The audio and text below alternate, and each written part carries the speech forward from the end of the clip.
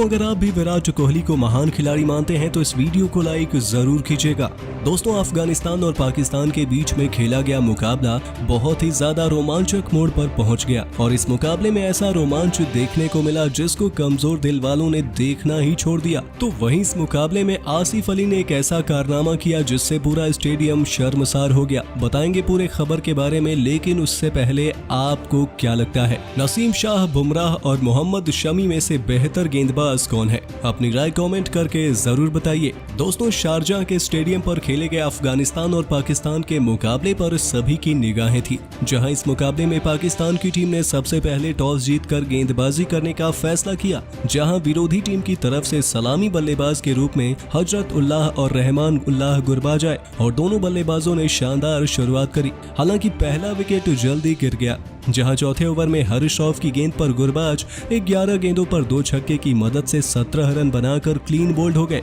और बल्लेबाजी करने इब्राहिम आते हैं। तो वहीं पावर प्ले के अंतिम ओवर में मोहम्मद हसनैन ने दूसरे सलामी बल्लेबाज हजरत उल्लाह जजई को 17 गेंदों पर 4 चौके की मदद से 21 रन बनाकर क्लीन बोल्ड कर दिया और अब बल्लेबाजी करने करीम जन्नत आते हैं, जहां दोनों ही बल्लेबाज काफी धीमी बल्लेबाजी कर रहे थे। लेकिन अंततः 11वें ओवर में मोहम्मद नवाज ने जन्नत को 19 गेंदों पर 1 चौके की मदद से 15 रन बनाने के बाद फखर जमान के हाथों कैच आउट करा दिया। उसके बाद बल्लेबाजी करने नजीबुल्लाह आते हैं। तो वहीं 14वें ओवर में नजीबुल्लाह भी शादाब खान की गेंद पर 11 गेंदों पर 1 छक्के की मदद से 10 रन बनाकर फखर जमान के हाथों कैच आउट हो गए और अब बल्लेबाजी करने कप्तान मोहम्मद नबी आए, जो कि अपना 100वां T20 मुकाबला खेल रहे थे। और यहाँ पर मोहम्मद नबी इस मुकाबले को यादगार नहीं बना पाए और अगले ही ओवर में पहली ही गेंद पर गोल्डन डक के रूप में नसीम शाह की गेंद पर क्लीन बोल्ड हो गए और बल्लेबाजी करने राशिद खान आते हैं। लेकिन दूसरी तरफ से 17वें ओवर में हरीश ने इब्राहिम जादरान को 37 गेंदों पर 2 चौके और 1 छक्के की मदद से 35 रन बनाकर रिजवान के हाथों कैच आउट करा दिया और अब बल्लेबाजी करने राशिद खान आ चुके थे, जहां राशिद खान ने 15 गेंदों पर 18 रन तो वहीं अजमतुल्लाह ने 10 गेंदों पर 10 रनों की नाबाद पारी खेली थी। और इसी के साथ अफगानिस्तान की टीम ने 20 ओवर में 129 रन 6 विकेट के नुकसान पर बना दिए थे, जहां पाकिस्तान की तरफ से हरीश रऊफ ने सर्वाधिक 2 विकेट हासिल किए तो वहीं मोहम्मद नवाज, शादाब खान, मोहम्मद हसनैन और नसीम शाह ने 1-1 विकेट हासिल किया। लेकिन जब 130 रनों के लक्ष्य का पीछा करने जब पाकिस्तान की टीम उतरी तो पाकिस्तान की तरफ से पारी की शुरुआत मोहम्मद रिजवान और कप्तान बाबर आजम ने करी, तो वहीं अफगानिस्तान की तरफ से गेंदबाजी की शुरुआत फजल हक फारूकी ने करी, जहां दूसरी गेंद पर अपनी पहली गेंद पर खेल रहे कप्तान बाबर आजम को गोल्डन डक के रूप में बिना खाता खोले पवेलियन का रास्ता फजल हक फारूकी ने दिला दिया और एशिया कप के इतिहास में पहली बार दोनों टीमों के कप्तान गोल्डन डक के रूप में आउट हुए। तो वहीं बल्लेबाजी करने के लिए फखर जमान आते हैं,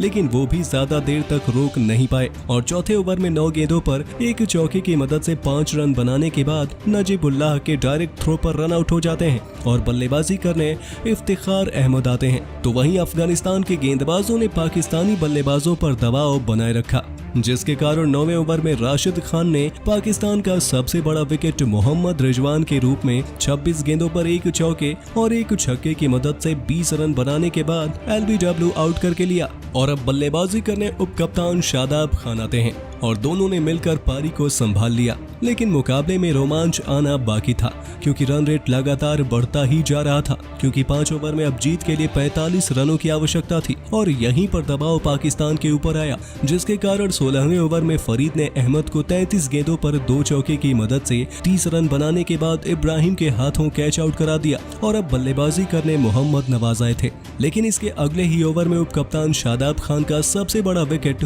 राशिद खान ने 26 गेंदों पर 1 चौके और 3 छक्के की मदद से 36 रन बनाने के बाद अजमतुल्लाह के हाथों कैच आउट करा दिया और अब बल्लेबाजी करने आसिफ अली आते हैं, जिन्होंने आते ही छक्के के साथ खाता खोला। लेकिन अब जीत के लिए 3 ओवर में 25 रनों की आवश्यकता थी और ऐसे में फजल हक फारूकी ने मुकाबला पलट दिया, जहां पहली ही गेंद पर मोहम्मद नवाज 5 गेंदों पर 1 चौके की मदद से 4 रन बनाकर LBW आउट हुए और बल्लेबाजी करने खुशदिल शाह आते हैं। लेकिन इसी ओवर में अंतिम गेंद पर 3 गेंदों का सामना करते हुए 1 रन बनाकर वो क्लीन बोल्ड हो गए और अब 2 ओवर में जीत के लिए 21 रनों की आवश्यकता थी और गेंदबाजी करने फरीद मलिक आते हैं। तो वहीं बल्लेबाजी करने हरीश राव को बिना खाता खोले उन्होंने गोल्डन डक के रूप में क्लीन बोल्ड कर दिया और अब बल्लेबाजी करने नसीम शाह आ चुके थे। तो वहीं ओवर की चौथी गेंद पर आसिफ अली ने छक्का लगाया, जिसके बाद बदला लेते हुए फरीद मलिक ने आसिफ अली को 8 गेंदों पर 2 छक्के की मदद से 16 रन बनाने के बाद करीम जन्नत के हाथों कैच आउट करा दिया,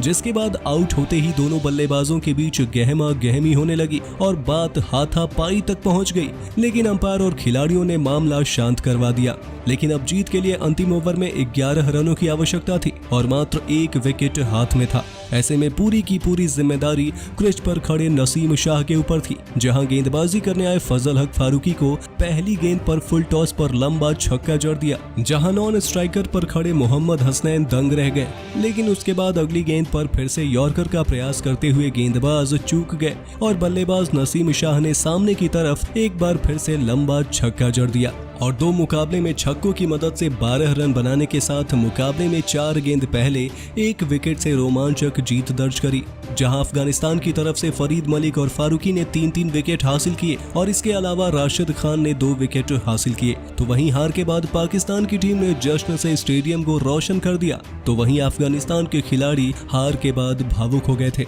और इसी के साथ अफगानिस्तान और भारत का सफर एशिया कप के फाइनल में पहुंचने का सफर यहीं पर खत्म हुआ। वहीं श्रीलंका और पाकिस्तान के बीच 11 सितंबर को फाइनल मुकाबला खेला जाएगा और इस मुकाबले के वैसे तो नसीम शाह हीरो रहे, जिन्होंने गेंदबाज होने के बावजूद बल्लेबाजी में तहलका मचाकर जीत दिलाई थी, लेकिन मैन ऑफ द मैच का खिताब उपकप्तान शादाब खान को दिया गया। तो दोस्तों, आपको क्या लगता है इस बार का एशिया कप कौन सी टीम जीतेगी? अपनी राय कमेंट बॉक्स में कमेंट करके जरूर बताइए और ऐसे ही शानदार खबरों के लिए हमारे YouTube चैनल को सब्सक्राइब करना और वीडियो को लाइक करना बिल्कुल ना भूलें।